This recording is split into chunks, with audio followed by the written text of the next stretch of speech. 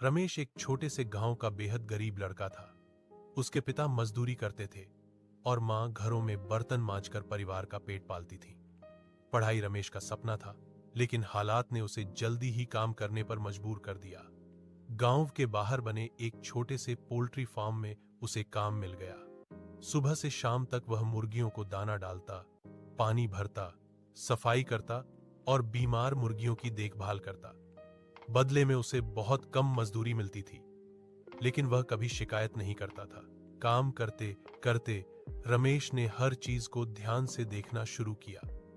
वह समझने लगा कि मुर्गियों की सही देखभाल कैसे की जाती है, कौन सा दाना कब देना चाहिए, बीमारी होने पर क्या सावधानी रखनी चाहिए और नुकसान से कैसे बचा जा सकता है।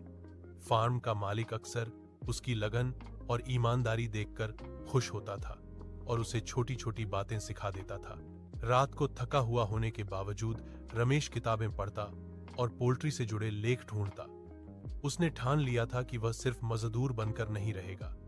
कुछ सालों की मेहनत के बाद उसने थोड़े थोड़े पैसे बचाए।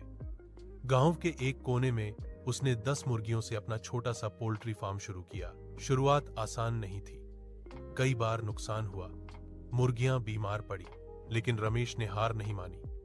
अपने अनुभव और सीख से उसने धीरे धीरे काम संभाल लिया। कुछ ही वर्षों में उसका फार्म बड़ा हो गया। अब वह सैकड़ों लोगों को रोजगार देने लगा। आज रमेश एक सफल और सम्मानित व्यापारी है। लोग उसे पोल्ट्री किंग कहने लगे हैं। वह कभी अपने अतीत को नहीं भूलता और गरीब बच्चों की पढ़ाई में मदद करता है।